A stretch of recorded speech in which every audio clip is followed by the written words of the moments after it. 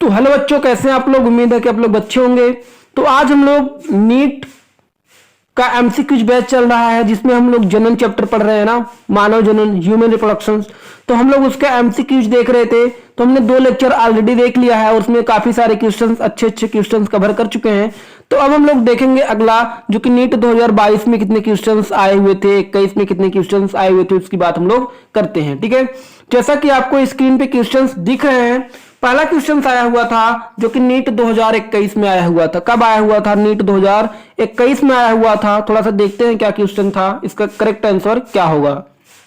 देखो, दिया है स्तनधारियों में शुक्राणु बंधन के ग्राही कहां उपस्थित होते हैं। क्या पूछ, स्तनधारियों में शुक्राणु बंधन के ग्राही कहां उपस्थित होते हैं, जो कि देखो नर जनन तंत्र से क्वेश्चन आया हुआ है। किससे आया हुआ है? नर जनन तंत्र से क्वेश्चन आया हुआ है। ठीक है, तो इसके भैया ग्राही कहां उपस्थित होते हैं, याद करो। जब निषेचन होता है, जब निषेचन होता है, हमने बताया था कि भैया कि शुक्राणु के ऊपर एक संरचना होता है जिसको हम लोग एक्रोसोम बोलते हैं, और उस एक्रोसोम पे क्या होता था? हाइलुरोनिडेज एंजाइम होता था। वह हाइलुरोनिडेज एंजाइम क्या करता था? किसको तोड़ता था? जोना पेलिसुडा का। यानी कि ये जोना पेलिसुडा के साथ ग्राही करता होगा। बच्चों बात समझ में आ रहा? चलो देखते हैं। पहला ऑप्शन दिया है परिपीतक अवकाश, ये तो हो नहीं सकता। दूसरा दिया है कोरोना रेडिएटा, ये भी नहीं हो सकता भैया। चौथा दिया है पीतक झिल्ली, ये भी नहीं हो सकता।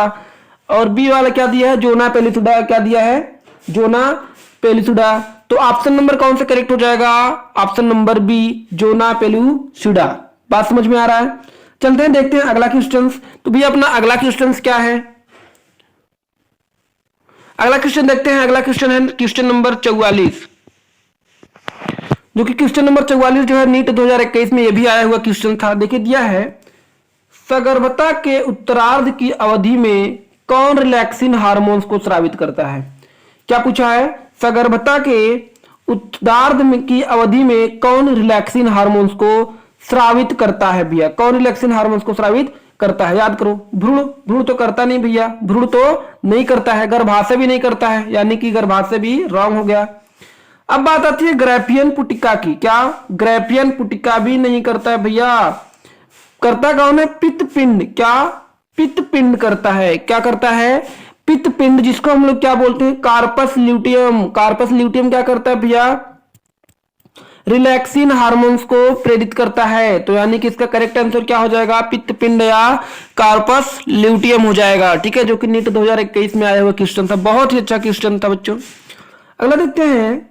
अगला क्वेश्चन है कि भैया मानव में, क्या मानव में प्रसव के आरंभ के लिए निम्न में से कौन सी महत्वपूर्ण अवयव नहीं है। क्या पूछा है? गलत स्टेटमेंट पूछा है। क्या पूछा भैया? गलत स्टेटमेंट पूछा, यानी कि रॉन्ग स्टेटमेंट पूछा है।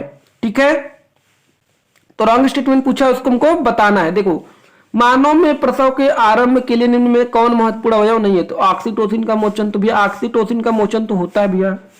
भैया प्रोलैक्टिन का मोचन नहीं होता। किसका मोचन नहीं होता? प्रोलैक्टिन का मोचन नहीं होता है। अगला चीज, एस्ट्रोजेन एवं प्रोजेस्टेरॉन के अनुपात में वृद्धि होती है। हाँ भैया, एस्ट्रोजेन एवं प्रोजेस्टेरॉन के अनुपात में वृद्धि होती है। अगला चीज आता है प्रोस्टाग्लैंडिन का संश्लेषण होता है। हाँ भैया होता है। बस क्या नहीं होता? प्रोलैक्टिन का मोचन नहीं होता। किसका मोचन नहीं होता? प्रोलैक्टिन का मोचन नहीं होता है। इसका मतलब ऑप्शन नंबर बी क्या हो जाएगा? करेक्ट आंसर हो जाएगा। क्या हो जाएगा?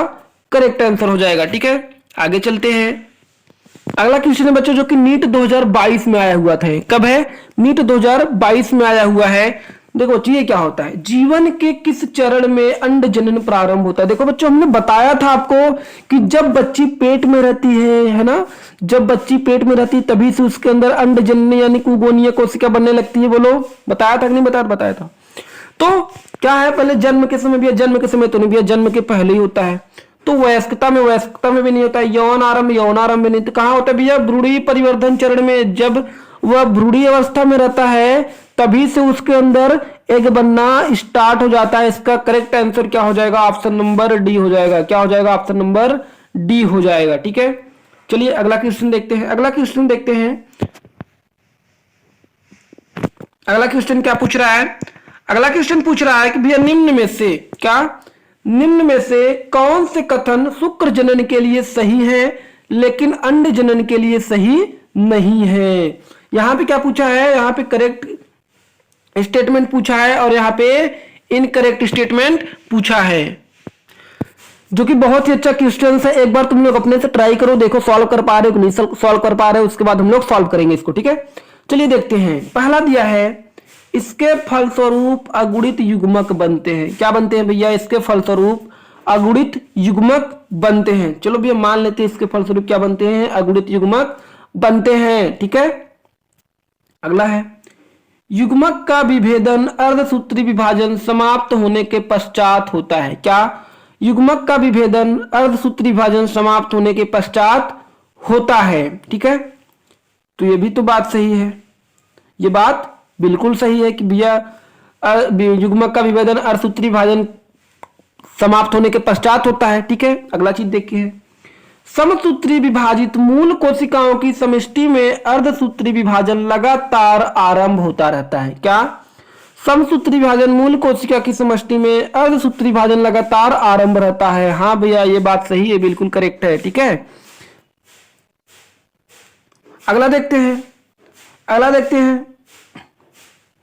अगला दिया है यह अग्रपीयूष द्वारा स्रावित ल्यूटिनाइजिंग हार्मोन्स एवं पुटिका प्रेरक हार्मोन्स द्वारा नियमित होता है। भैया नहीं, एफएसएच और एलएच द्वारा निर्मित नहीं होता, यानी कि ये भी क्या हो गया, रॉन्ग स्टेटमेंट हो गया। ठीक है, यह यौवन आरंभ में प्रारंभ होता है। क्या, यह यौवन आरंभ में प्रारंभ होता है, ये बात सही है। यानी कि हमको क्या बताना था, शुक्राणु जनन के लिए सही और अंड जनन के लिए गलत बताना था। ठीक है, अंड जनन के लिए गलत बताना था, यानी कि इसमें देखो करेक्ट ऑप्शन क्या क्या हुआ, करेक्ट ऑप्शन हुआ 5 हुआ, 3 हुआ और ये 2 वाला हुआ। क्योंकि देखो युग्मक का विभेदन कब होता है, अर्धसूत्री विभाजन समाप्त होने के पश्चात होता है, लेकिन अंड जनन में ऐसा नहीं होता है। यानी कि इसका करेक्ट ऑप्शन क्या हो गया, ऑप्शन नंबर बी। यानी कि कौन कौन सा करेक्ट हुआ, सेकंड नंबर और थर्ड नंबर और 5 नंबर। तो यानी कि करेक्ट आंसर क्या हुआ, सेकंड, थर्ड और 5, जो कि नीट 2022 में आया हुआ क्वेश्चन था। कब आया हुआ था भैया, ये नीट 2022 में आया हुआ क्वेश्चन था। चलिए, तो इस प्रकार से जो है क्वेश्चंस आपको दे दिए जाएंगे। चलते हैं आगे और देखते हैं अगला क्वेश्चन।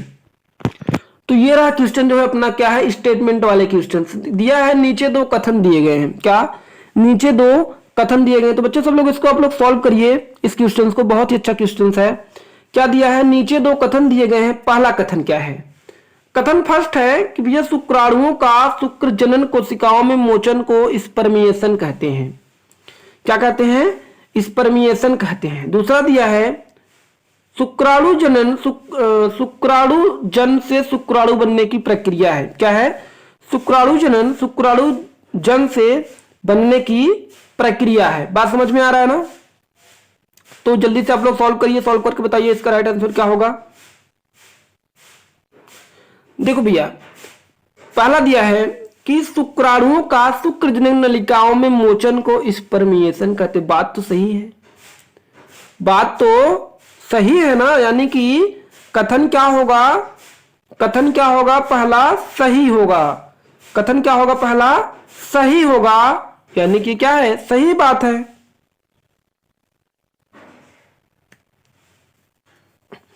और शुक्राणु जनन क्या होता है, शुक्राणु जन से शुक्राणु बनने की प्रक्रिया को, क्या, शुक्राणु जन से शुक्राणु बनने की प्रक्रिया को। ठीक बच्चों, तो यानी कि ये अपना जो कथन है तो सही है, लेकिन ये कथन क्या है, गलत, क्योंकि भैया शुक्राणु जन नहीं होता है, शुक्र जनन कोशिका होती है। क्या होती है, शुक्र जनन कोशिका, इसको हम लोग स्पर्मेटोगोनिया बोलते हैं। यदि स्पर्मेटोगोनिया होता तो दोनों कथन सही होता। यानी कि इसमें दिया कथन फर्स्ट सही है लेकिन कथन सेकंड गलत है, तो ये ऑप्शन हो जाएगा अपना करेक्ट, यानी कि इसका एक जो होगा करेक्ट होगा। ठीक है, चलते हैं अगले क्वेश्चन की तरफ। अगला क्वेश्चन दिया है जो कि रीनीट 2022 में दिया है। ठीक है, क्या, रीनीट 2022 में दिया है। क्या है क्वेश्चन कि भैया 400 मिलियन शुक्राणु बनने के लिए या बनाने के लिए द्वितीयक शुक्र कोशिकाओं की आवश्यकता है। ठीक है, 400 मिलियन शुक्राणु बनाने के लिए द्वितीयक शुक्र कोशिकाओं की आवश्यकता है। द्वितीयक शुक्र कोशिका यानी कि सेकेंडरी साइड, क्योंकि ये देखो एक सेकेंडरी स्पर्मेटोसाइट दो बनाता है ना, क्या बनाता है, दो बनाता है, तो दो दो टोटल कितने बनते हैं, चार बनाते हैं। कितने बनाने हैं, 400। कितने बनाने हैं, 400। तो इसका राइट आंसर क्या होगा भैया, इसका राइट आंसर हो जाएगा 200 मिलियन। कितने मिलियन, 200 मिलियन। कितने बनाने थे, 400 मिलियन शुक्राणु बनाने थे। तो इसके लिए, क्योंकि देखो भैया एक जो अपना सेकेंडरी स्पर्मेटोसाइट यानी द्वितीयक शुक्र कोशिका होती है, कितने शुक्राणु बनाती है, दो। कितने बनाती है, दो। तो 400 मिलियन बनाना है, ठीक है। तो कितने बनाने होंगे, कितने होंगे, 200 इनकी जरूरत पड़ेगी, 2 दूनी 400, ठीक है। तो ये हो गया अपना करेक्ट आंसर। अगला चीज आता है, अगला दिया है क्वेश्चन जो कि है रीनीट 2022 में आया हुआ है। कब आया हुआ है, रीनीट 2022 में आया हुआ है। थोड़ा सा इसको समझते क्या है, दिया क्या है, अर्धसूत्री विभाजन की कौन सी अवस्था कुछ कशेरुकी के अंडकों में महीनों या वर्षों संपन्न होती है, ठीक है। तो इसका जो देखो डाइकाइनेसिस तो होगा नहीं भैया, स्थूल पट्ट भी नहीं होगा, है ना, तंतु पट्ट यानी कि लेप्टोटीन भी नहीं होगा, तो क्या होगा, डिप्लोटीन होगा, जिसे हम लोग क्या बोले हैं, द्विपट्ट बोलते हैं। क्या बोलते हैं, द्विपट्ट बोलते हैं। तो इसका राइट आंसर क्या हो जाएगा, ऑप्शन नंबर डी हो जाएगा, ठीक है। अगला क्वेश्चन जाते हैं। अगला क्वेश्चन दिया है नीट 2019 का है, नीट 2019 का क्वेश्चन है। इसमें दिया है कि अंडाणु केंद्रक से द्वितीय ध्रुवी पिंडक कब बाहर निकलते हैं। क्या पूछा है, अंडाणु केंद्रक से द्वितीय ध्रुवी पिंड कब बाहर निकलते हैं, ठीक है। तो इसमें पहला ऑप्शन हो गया शुक्राणु के प्रवेश के बाद लेकिन निषेचन से पहले। हाँ ये बात क्या है, बिल्कुल करेक्ट है। और निषेचन के बाद, या ये रॉन्ग है। शुक्राणु का अंडाणु में प्रवेश से पहले, ये भी रॉन्ग है। प्रथम विदलन के साथ साथ ये भी क्या है, रॉन्ग है भैया। ध्रुवी मतलब सेकंड पोलर बॉडी कब बाहर निकलती है, शुक्राणु के प्रवेश के बाद, यानी जैसे ही अपना शुक्राणु एक के अंदर प्रवेश करता है लेकिन निषेचन नहीं हुआ रहता है, उसके पहले ही क्या होता है, ध्रुवी यानी जो अपना द्वितीयक ध्रुवी पिंड होता है, सेकंड पोलर बॉडी होता है, वह बाहर निकल जाते हैं। क्या, कहां निकल जाते हैं, बाहर निकल जाते हैं। तो अपना करेक्ट आंसर क्या हो जाएगा, ए हो जाएगा, ठीक है। अगला क्वेश्चन देखते हैं। अगला क्वेश्चन है कि भैया स्त्री में, किसमें, स्त्री में क्या है, स्त्री में अंतररोपण के समय भ्रूण किस अवस्था में होता है। स्त्री में अंतररोपण के समय भ्रूण किस अवस्था में रहता है। तो भैया देखो हमने बताया था किस अवस्था में रहता है, हमने बताया था कि ब्लास्टोसिस्ट अवस्था होती थी जिसमें ट्रोफोब्लास्ट कोशिका बनता था, और ट्रोफोब्लास्ट कोशिका अंगुली के नुमा प्रवर्ध बना के जाकर के कैरियोनिक विलाई से जुड़ जाता है, प्लेसेंटा का फॉर्मेशन करता है ना। तो कौन सा अवस्था होगा भैया, ब्लास्टूला अवस्था होगा। क्योंकि ये मारूला स्टेज क्या होता है, 16 सेल स्टेज होता है ना। अब तो क्या होगा, ब्लास्टूला अवस्था होगा। तो राइट आंसर क्या हो जाएगा इसका, ऑप्शन नंबर बी हो जाएगा, ठीक है। अगला देखते हैं। अगला है निम्न में से कौन ग्रैफी पुटिका से अंडाणु का मोचन करवाता है भैया। अंडोत्सर्ग कौन करवाता है भैया, एलएच। कौन करवाता है, एलएच, है ना। कौन करवाता है, एलएच हार्मोन्स करवाता है, याद है कौन करवाता है, एलएच। क्योंकि जब एलएच की मात्रा क्या होगी, बढ़ जाएगी ना, तो ग्रैफीन पुटिका से अंडाणु का क्या हो जाएगा, मोचन हो जाएगा, है ना। क्योंकि यहाँ पे एलएच तो दिया नहीं है भैया ऑप्शन में, यहाँ पे दिया एलएच की निम्न सांद्रता, लेकिन ये क्या हो जाएगा, गलत हो जाएगा। एलएच की जो होती है उच्च सांद्रता होती है ना। यदि एलएच नहीं दिया है तो भैया एस्ट्रोजन हो सकता है। तो इसका करेक्ट आंसर क्या हो जाएगा भैया, एस्ट्रोजन जाएगा, ठीक है। चलिए इसके बाद हम लोग आगे देखेंगे अगले लेक्चर्स में।